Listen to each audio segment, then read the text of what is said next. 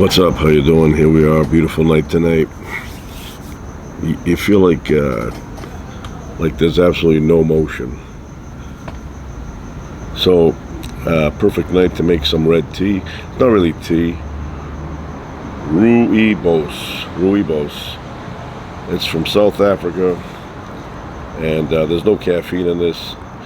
You really don't need to add any sugar. I mean, you can if you want, but it's not bitter.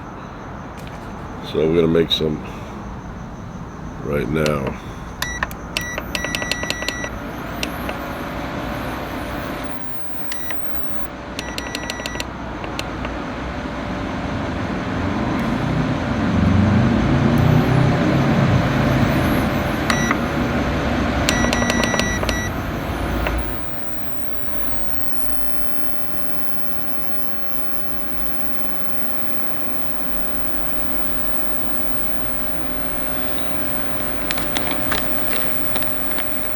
Made a batch the other day, a little bit. Very, very good flavor. Smells great.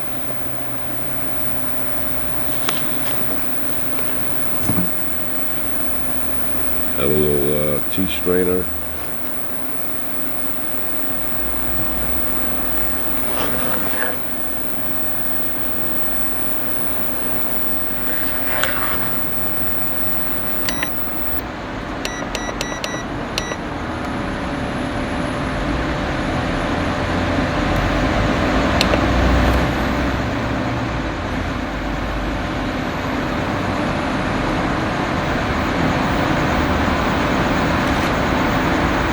So I'm very happy with the latest Rolling Stones album that's coming out on the 20th, October 20th, which is a couple of days. So I'm very excited about that. I heard the song "Angry," and I mean that's a great tune, great tune. So, like I said, I'm very excited. I've been hearing very good things about it. I know Paul McCartney is on one of the tunes, and he uses a Hofner bass. Always, from the early days of the Beatles, has used a Hofner bass. But the producer of this album, as a gift, gave Paul McCartney a Hofner bass on steroids. This thing is has like a switch, creates a fuzzy bass sound, and so I am very excited about hearing that because I am a big fan of the bass. Water's heating up.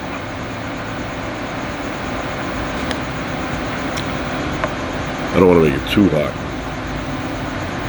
because I don't want to wait 5 years to drink it. So anyway, he's got this awesome bass, and I'm very excited about this. I've been a Rolling Stones fan for a very long time. I mean, for me, I can't say, that I like them better than the Beatles. The Beatles are still a little bit ahead for me, but the Rolling Stones are very close. Very close. All right, that's hot enough. We put some here.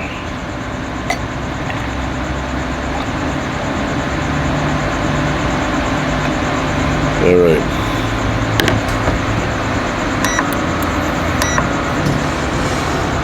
Put it to the side. Then we take this.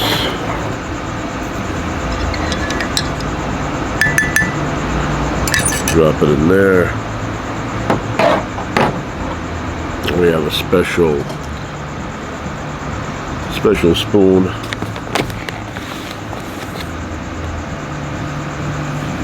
Put a full one there. It's probably more than enough. Oh, that smell.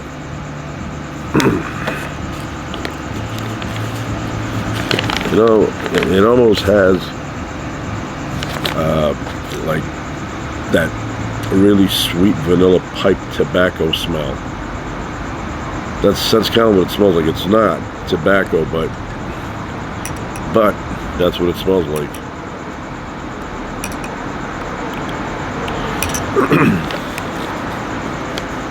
I remember those commercials many, many years ago. They had a woman who was a little bit stressed out. Maybe the kids were yelling or something, and then there was a special room with a bathtub or a nice sofa and a big fireplace with a fire roaring. And she would go in that room and had a nice cup of General Foods International coffee, and she would sip it down and relax. Now, I've had General Foods International coffee, very good flavor. I highly recommend General Foods International coffee.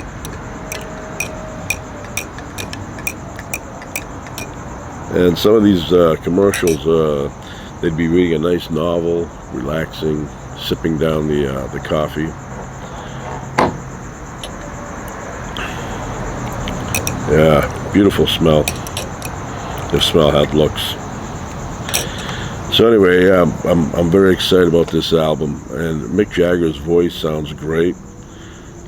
So I've already ordered it, and I have a short story about the Steel Wheels album. That came out, I think, in '89, a long time ago. But went and bought that, and I played it big time. Mixed Emotions, Steel Wheels, great album. Anyway, I was working at a place that had public restrooms in the back, and the Rolling Stones were going to play that evening, and there was a lot of people dropping by to use the bathroom. So I'd say, "You got a bathroom here?" I'd say, "Yeah, sure." And they were going to the concert. So at one point, these girls came in, and they said, "You have a bathroom we can use?" I said, "Yeah, sure, it's right around." And I pointed, and they went in there and came out a few minutes later, and they left. Got in their car, took off. 30 minutes go by, and they come back, and I could see that they had this look on their face like they were frightened, they were scared. And they said to me, "We were just here a little while ago, and we left our Rolling Stones tickets in the bathroom." She said, "Did you go in there and grab them?" I said, "No, I haven't been in that bathroom at all." So I said, unless somebody went in there and grabbed them, they should still be there.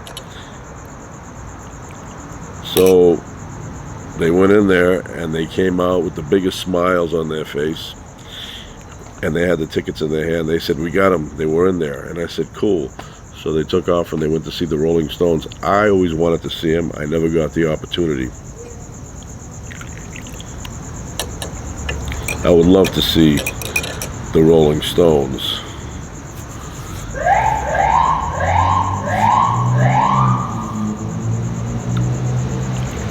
Yeah, that looks good.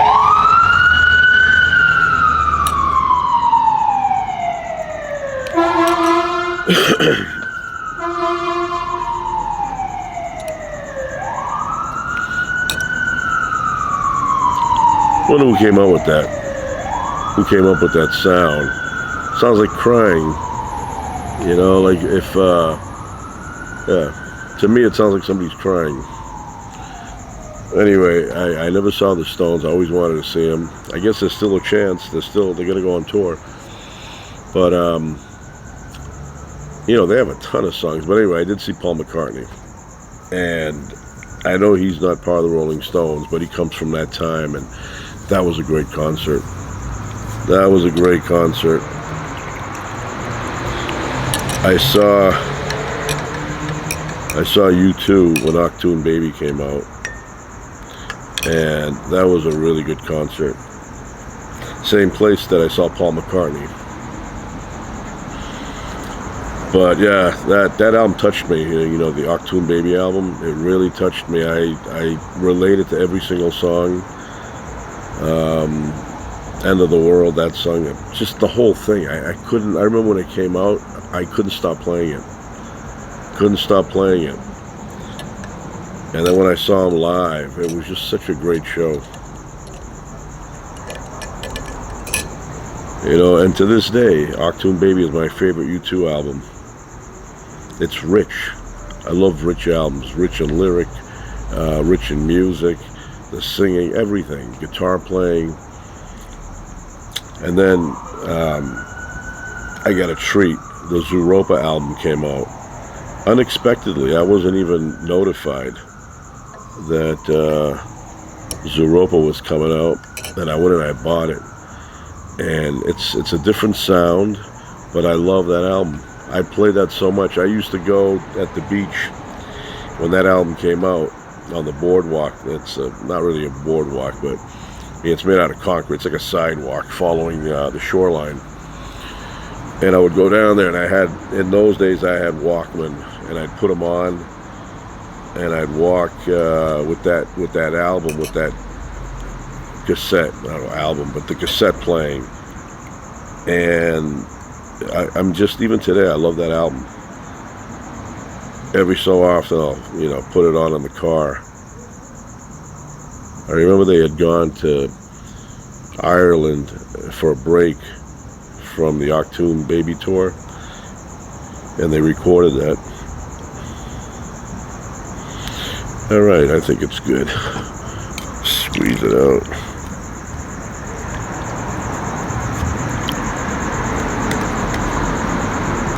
Get to the last drop.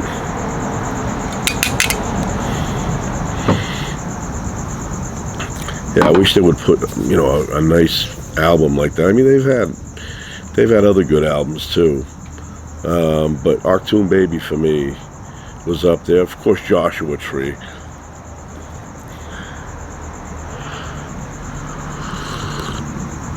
Oh man, that's good.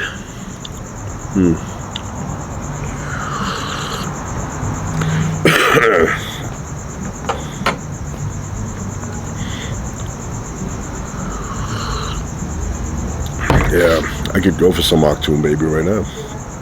I've had some speakers out here.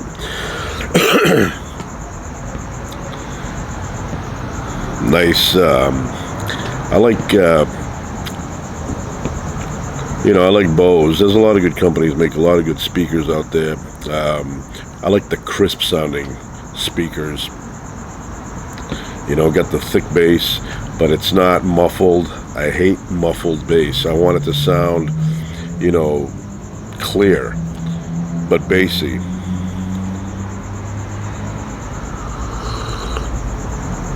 I'm the guy that when I hear a song, I always check for the bass. I'm always thinking that's not enough bass, but I don't want to listen to bass that's like that over the top, distorted, ridiculous sound, where it overwhelms all the other instruments. I want the bass to be in there. I want it to be, beefy, nice and thick, but I don't want it to be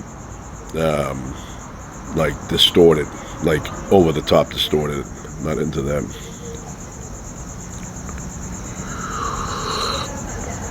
And for me, in the mix, U2 does a perfect job on the bass. Perfect job. They got a nice thick bass. When I saw them live,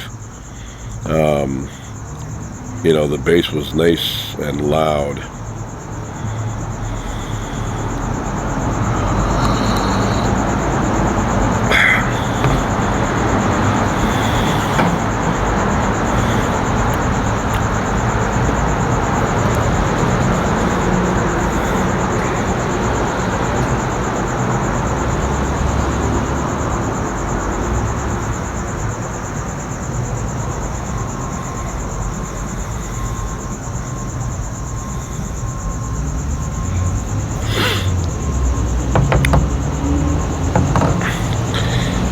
And I don't know what we did years ago without these cell phones, these iPhones, whatever.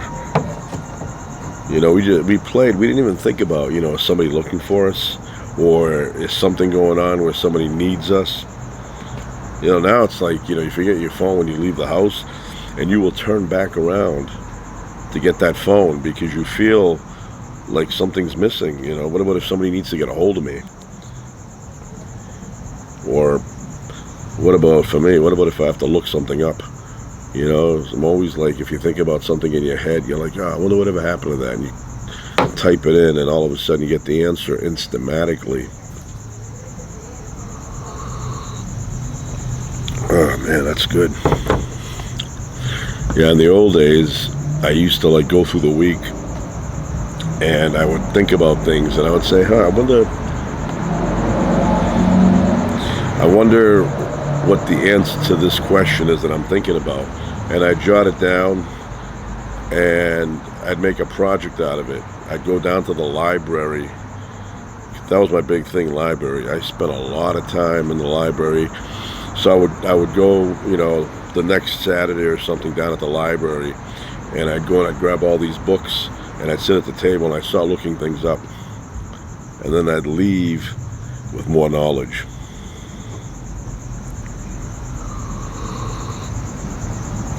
Now you don't have to do any of that. I don't go to the library anymore. But there was a time when I would spend a lot of time in the library. Even when I was a kid. I used to, they used to give homework back then a lot. They always used to say, you'll get 30 minutes of homework from each class every night. Which was like, 2.5 hours of homework? But it was always more than that. 2.5 hours is if you work like a robot, non-stop, and you were like, boom, boom, boom. But it always took more than 2.5 hours, and I used to like going to the library. I don't know, it was just, better for me. And problem was that the library only stayed open till like 6 in those days. I know now a lot of them stay open a lot later. You have to accommodate the homeless. But in my time, it closed at 6, so I would be down there, and I remember there was this guy who, I think he was Jewish.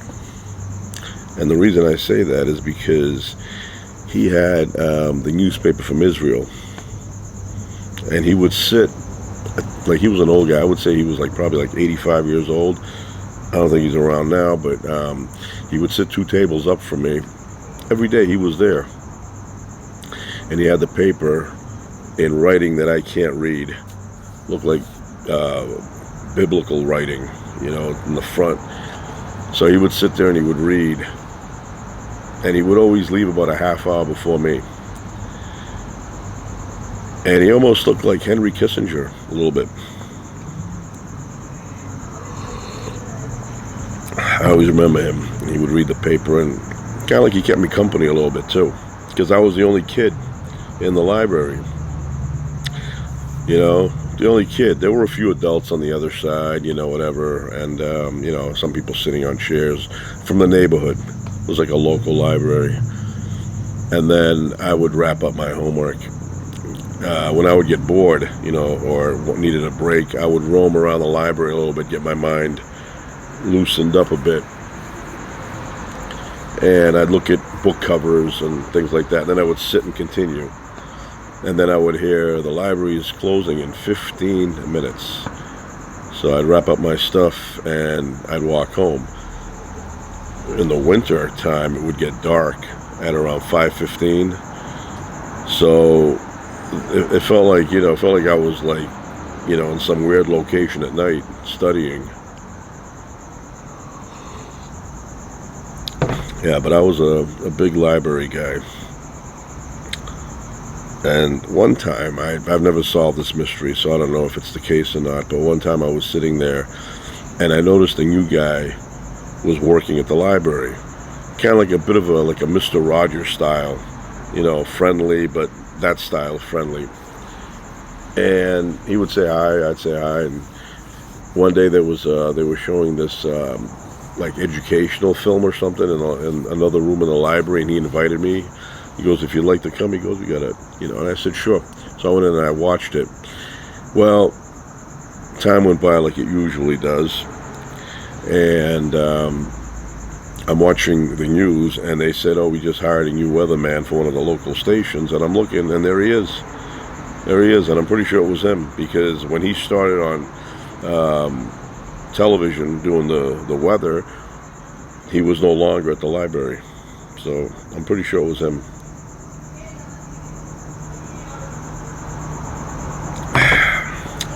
But yeah, I had a good time at the library. You know, I had a big table. You know, it was probably like 8 feet long and 3 feet wide, and it was always just me there. Had my books all over the place, had my bag, and most people know that you know, probably 70, 80, 90%. I don't even know what the number is, but the majority of the stuff I did in school was done by a Parker pen. I used a Parker pen, and I still use a Parker pen today.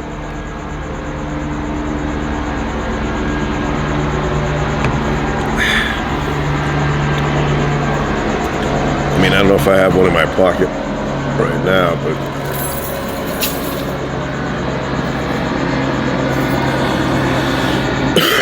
yep, that's a Parker pen. This is an all silver one, metal.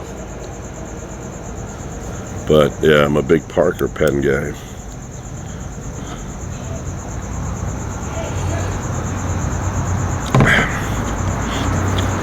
I've mentioned it before, but not only did I write everything with a Parker pen, or mostly everything, there were a few you know, I had to use a Bic pen once in a while because I left my Parker pen at home. But anyway, but also punishment. I will not talk in class while the teacher is teaching. 500 times. I had a teacher who loved handing out that punishment, not just to me, but to anybody who was talking to their neighbor.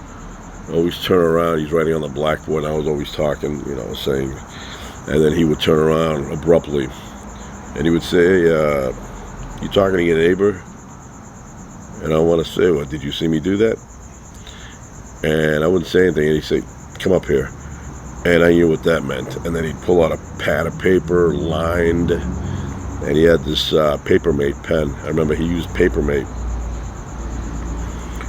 And he would take it out and write the first sentence for me, so I knew what to write. And he would write, I will not talk to my neighbor, or I will not talk in class while the teacher is teaching. And then on top, depends how annoyed he was by you. You know, sometimes it would be, you know, 100. If it was first offense, 250, 500. I've gotten 1,000 before.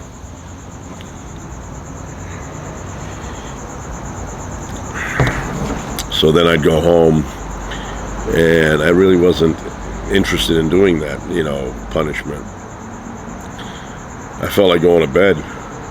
So I would go to bed and put my alarm to ring at like, you know, 2 a.m. or something. And then I'd have all the paperwork underneath my pillow with a pen, and then that thing would go off at like 2 o'clock. I still remember that annoying sound. I would get up, shut it off, and then I'd start writing. I will not, you know, and then finally I would finish, and when I would get the last one, like the number 500 one, I would turn off my little light and fall asleep, and then it felt like it was Instamatic. I would get up at 7, and it felt like that, you know.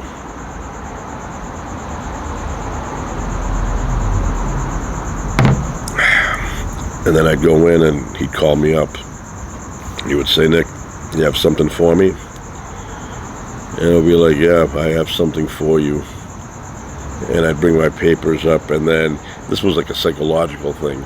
He'd look at it, and he'd count the sheets, and he knew that you had the 500, and then in front of you, you would tear it up. Like, go ahead, sit down, I'm tearing up your useless stuff. I never liked that teacher. Not just for that, for many other reasons. You know, I didn't think he was that great of a teacher. There's a couple, I've had 3 like that in my career in school. 3, the rest of them were okay. And I had a few really good ones too. You know, a few really good ones. But I had 3 vomit bags. 3 vomit bags, which is not bad. I mean, you're going to run into those people. They have issues. They pass them on because, you know, that's the way it is.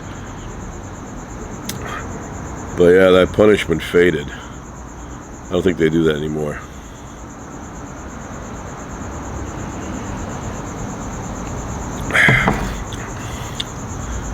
Yep. So yeah, and then when I got older, on my day off, one of the days I would spend all day in the library.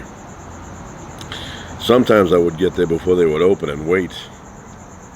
They'd probably say, "There's that guy again. He's waiting for the doors to open." So I would sit out there on a bench, and I would wait, and then I'd form a line, people behind me, and I'd go in. And I always had a plan. Today I'm going to hit the science section. Other times I would hit the music section, different areas, and I always had my books stacked here, and then I'd go through them, and then at the end of the day I'd go home. Yeah, that's the way it was. Now with the internet, I don't go to a library. Plus now I have a family, Be kind of weird me taking off. Where you going? Oh, I'm going to the library. You guys stay home. Now we do things together, which is the way I like it. I know there's a lot of people, they have kids, and they're always trying to figure out a way to, drop off their kids somewhere so they can have some time alone. Now, I like my kids to be with us. I like doing things with my kids, I'm not, interested in dropping them off somewhere else while, me and my wife do something, or, maybe just me, I go somewhere, and take my kids with me. Because my kids are good company, and they're my kids, so that's basically why, I like having them around. It's just the way it is. Some people, their kids annoy them. My kids, they don't annoy me. So, I see my cat over there. My cat, my cat's funny. My cat is I have 3 cats. They're all rescued cats. The 2 I got 1 year before I got the 3rd one. And the male is the friendliest of all. He's the one that comes up when we're sitting on the couch and squishes in between us, and likes to get his head scratched up a little bit, and wants to get rubbed up, likes the ears to be rubbed. So he's good company. And then I have the black one, and she's the smartest one. Very intelligent. Sees me in the morning, and she blends in. She's black, and she'll be sitting on like black clothing, and she blends in, and then I'll hear like meow, meow, and she's calling me. She's like, "Here I am," and then I turn around and I go, "Oh, there you are." So she's a really good cat, but she doesn't like to cuddle. And then the last one, we rescued him. He refused to leave. He kept coming to the door and tapping when he was a kitten. So we decided we kept him in. But he doesn't like interaction. He likes his own space. Now if you happen to bump into him and, he can't go anywhere and you start petting him, then he'll sit. But he's not interested in interaction. Yeah, anyway, so yeah, I enjoy the company of my children. We get along well, and that's why I like having them around. Plus, when I go to places, I like to share the experience with them. Otherwise, what's the point of having kids if you're going to be dropping them off all the time somewhere else? And it helps that, we're compatible. So, yeah. I wish I had more. I mean, I have a little bit of water, but not enough.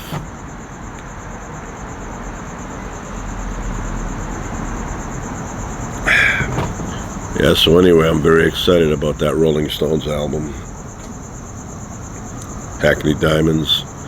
Can't wait. I mean, there's a few artists, when they announce, I'm waiting, and I'm very curious what they came up with. Very curious. U2 was one. Billy Joel in the old days was one. Um, Rolling Stones, when they say they're releasing, I want to hear what it is somebody that's not that famous, Dylan LeBlanc. I'm a big fan of his, big fan of his. I love his style, love the singing, the music, everything, lyrics. So he's due for a new album. And of course, if I hear Tom Waits is releasing something, I'd wait in line for that. I'm a big fan of Tom Waits. I'm trying to think. Elton John. I was very happy with Elton John. He put out a string of albums. 15, 20 years. In that time frame, that were really high quality. I really enjoyed them.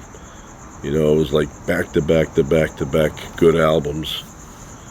And then I think the Diving Board was kind of like not the best. But prior to that, he put like 4 or 5 good albums out that I played and played and played. So, I'm a big fan of his. I love Susan Vega. I don't know if she's doing much these days, but My Name is Luca. I love the album Blood Makes Noise. That album. I don't know if it was Blood, the album was called Blood Makes Noise, or was it 98 point something Fahrenheit, but that's the one, When Heroes Go Down, If You Were in My Movie, Blood Makes Noise. It's just, they were short songs. They weren't long songs, but they were good. I really enjoyed that album. I like that Susan Vega. In the old days, Lionel Richie, everything he would put out was really good. That song, You Are the Sun, You Are the Rain, that makes my life this foolish way, or this foolish game, or whatever he says. I thought I was hearing that makes my life this foolish or something. I thought this foolish was like another word for chaos. You need to know I love you so, and we'll do it all again and again. That was a good tune. You hear that and you feel the emotion in that song. That's a really good tune. I mean, I used to enjoy listening to Lionel Richie. I still do. The older stuff. The stuff he releases now, there's nothing in it that I feel is of the quality of the old Lionel Richie. Let me think who else I used to listen to in those days. I remember Huey Lewis and the News. They had a bunch of albums that had a lot of hits. And then Huey Lewis has a hearing problem now, does not sing anymore, waiting for the ear to repair itself. Hopefully it does. But I remember, a big video hit on MTV, the video for If This Is It. They were at the beach, and guess his girlfriend breaks up with him, and he's singing, "If this is it, please let me know." The 80s had a lot of course I'm going to mention a cool band, Dexy's Midnight Runners. Come On Eileen. Man, that song speaks to me. I love that song. Men at Work. Who Can It Be Now? Bill Collector. Down Under.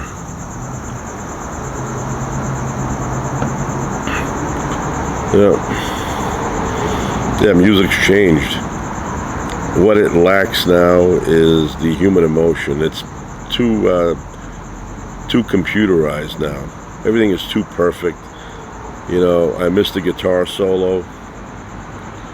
I used to look forward to the guitar solo in a song. That's gone. But, music changes. You can't have the same thing forever. It's going to change. You're going to have, 2, 3, 4 decades where a certain kind of music rules, and then it kind of loses its reign and power, and something else comes in and takes over. That's how it is. That's how boxing is. You get a guy like Mike Tyson. Nobody thinks he's beatable ever. And then time goes by. Father Time takes everything away. Power, speed. And eventually he's beatable. And eventually he fades into the background. And something new comes around. But that's how music is.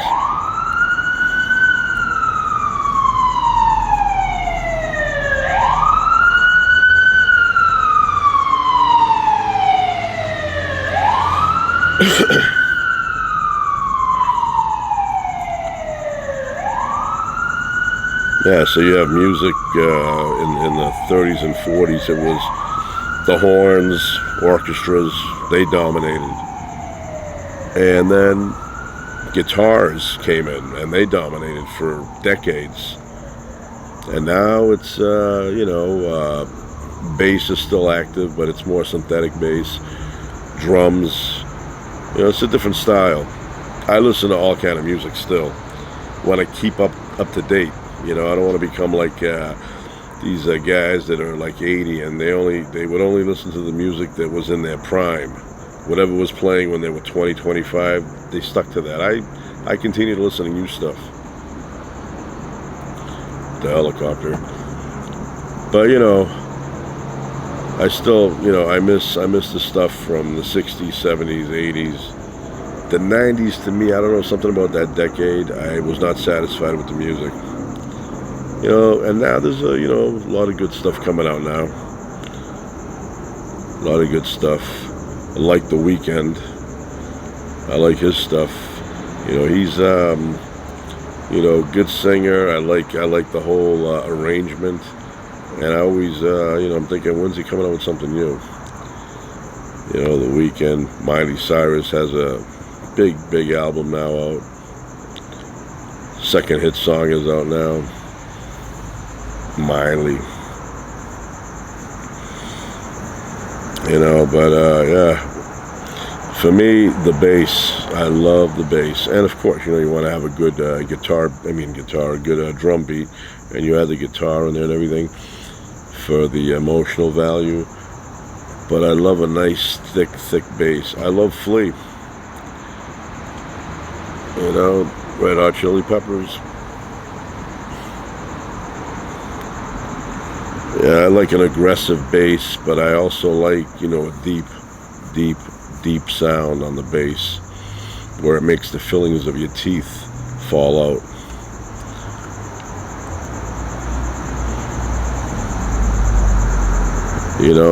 Bass guys are kind of like in the back. You go see them in concert, they're kind of hidden in the darkness.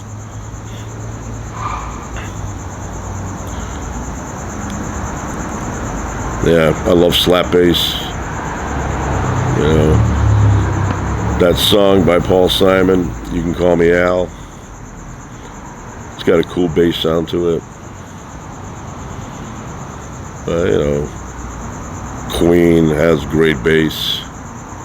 But U2 has a nice loud bass sound. They have that. Bono goes in when they're mixing it. He goes like, put that up a little bit higher. I want to hear that bass.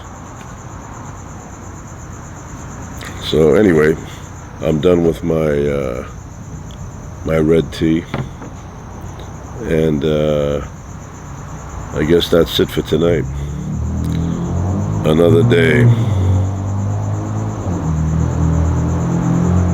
Good night.